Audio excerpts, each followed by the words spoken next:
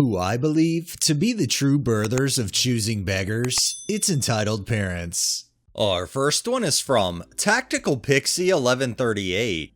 So, my brother was in an accident a few weeks back, cleaning the gutters, and he fell off the ladder and hit his head on the concrete walkway in front of his house. Bad brain bleed, and it was not looking good for his chances. However, as time progressed, he was getting better and recovering a lot more than we thought he would. Towards the end of his stay, the hospital was going to release him to a local neurological rehabilitation facility by the name of Clover, name changed and all that. I've heard horror stories of the place, and I've been to that facility many times as an EMT on various calls, and while I've never seen signs of the horrors, I've never felt particularly comfortable there. I expressed my concerns to my parents about the place, even saying that I wouldn't let my Nana go there, even though we've never gotten along.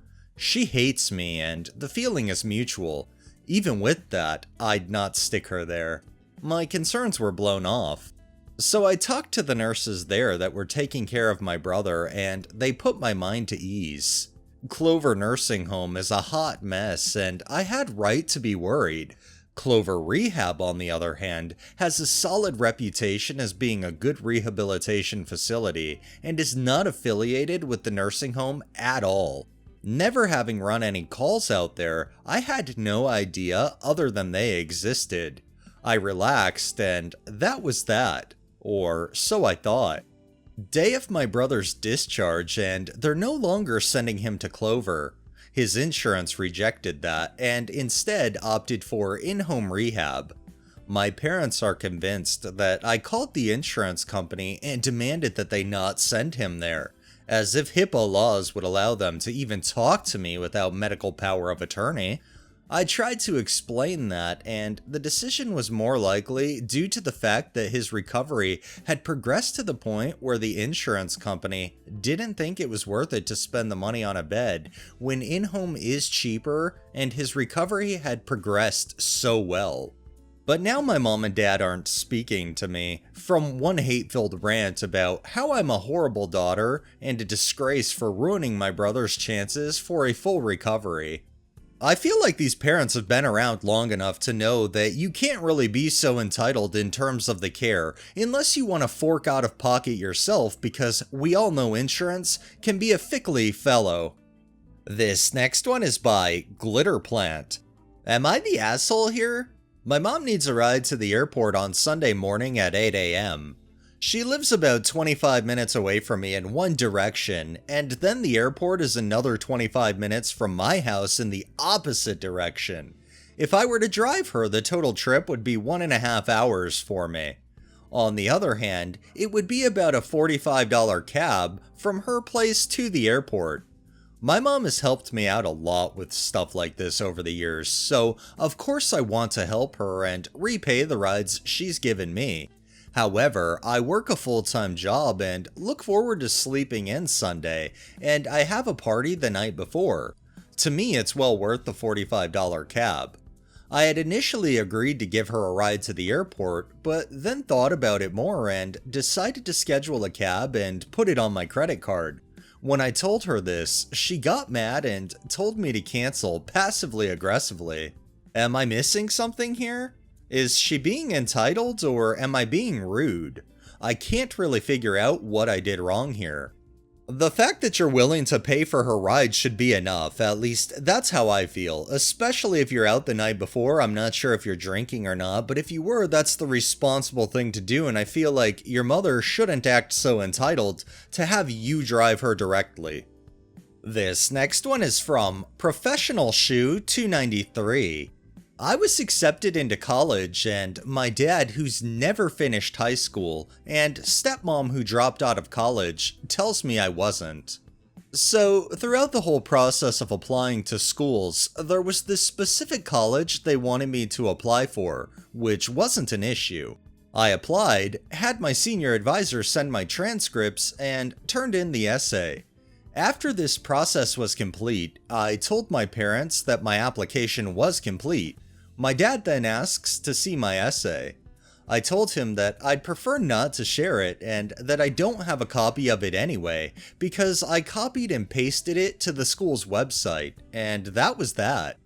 At first, he made it seem like it wasn't an issue, until his wife, stepmom, heard, and now they're genuinely offended.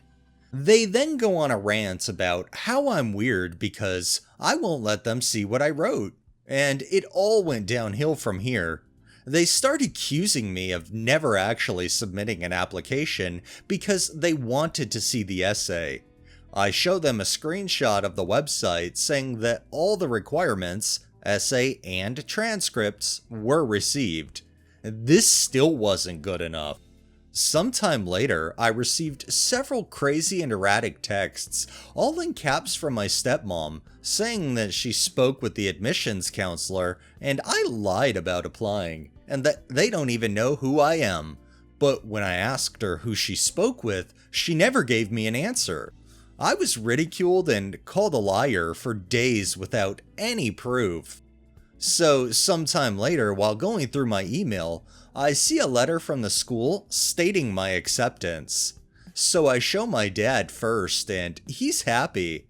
But when I confront my stepmom and ask, can she tell me who she spoke to that stated I never submitted my application, she goes crazy.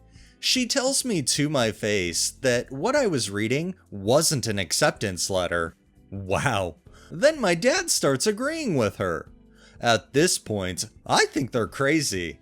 They told me because it stated, "Congratulations, we are pleased to offer you admission," instead of, "You have been accepted," that it wasn't an acceptance. I didn't even receive a congratulations from them. It's like they want me to fail. All I wanted was an apology and a congrats. So as I'm talking to them, they keep going back to the essay, the one they never saw. Well, where's the fucking essay? No apology for calling me a liar and literally tormenting me. Instead, they deny the truth that's in front of their face because they can never be wrong. Oh, and the reason they're so pressed about knowing what the essay said is because they're afraid it's about them. Boy, does that guilty conscience speak. When they finally admit I was accepted, I ask them for an apology and they simply tell me, "So what? Get thicker skin." I can no longer deal with them because it will literally kill me. Thank you for all the congratulations. It really does mean so much. Who knew strangers could give you more support than your own family? Well, one could say I understand why the educational level on the dad and stepmom are so fucking off the mark, especially considering different establishments definitely use different kind of variations of their language and wording. Just because they don't say you've been accepted doesn't mean you haven't been granted admission, which in turn is also another way to say you've been accepted. Educated folks know that though. Entitled parents? Not so much. This next one is by Chocolate and Shoes. My mom has a habit of defending my brother every time he does something wrong. She's a big subscriber to the "I can criticize, but you can't" school of thought. Anyway, I live with my brother because my mom had a midlife crisis that essentially resulted in me buying a house and living there with my brother. The deal, as my mom laid it out, was that we would split the rent and split the cost of repairs and house projects. My brother has paid for 2 appliances and hasn't helped me pay for any repairs, though he does give me rent that he usually pays on time. If I had been by myself, I wouldn't have chosen this house. It's cute, but it's also a fixer-upper, which is what my brother wanted because it has good old bones. My brother said he would do the work on it, and he did before we moved in, though I had to beg, cajole, and yell at him to get the work done. He did a lot of it drunk, half-assed, and would spend the majority of his time building a band room for his friend, instead of helping me like he said he would. Anyway, the other day I had a plumber come over and he discovered a leak under my brother's shower, complete with rotting wood. I mentioned the leak to him and he was like, "Oh," then went back to playing video games.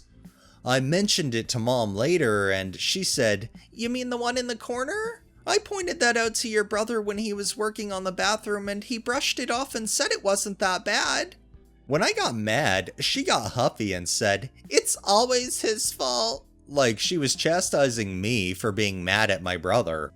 She's always like this. And at this point, I'm positive that she would choose him over me if it came down to it. Not because she loves him more, but because she's sure I'll be fine no matter what, while he needs saving. I'm fed up with this and am planning to evict him and sell the house once I'm able. I got laid off this month and the plumbing issue is one of many major repairs I'm going to have to dip into my savings for. Not to mention several relatives dealing with serious medical issues while this is all going on. My brother can sink or swim on his own, and Mom can deal with her son being a deadbeat piece of crap. First of all, I'm really sorry that you have to be going through all that, and the fact that your mom wants to take your brother's side when clearly your brother just doesn't want to do anything, especially when he agreed to do those things, is just ridiculous. I'm not really sure how both of them would survive together. I do wonder though if she was in your shoes and he made all the promises to her, if she would reach a breaking point. Alright, that's enough entitlement for the day. Well, that wraps up this episode of Entitled Parents. If you liked the video, please drop a like, share my content on all of your social media, subscribe if you haven't already, and make sure to hit that bell so you're notified every time I upload, and drop a comment down below. It really helps with the algorithm and helps new people find my channel.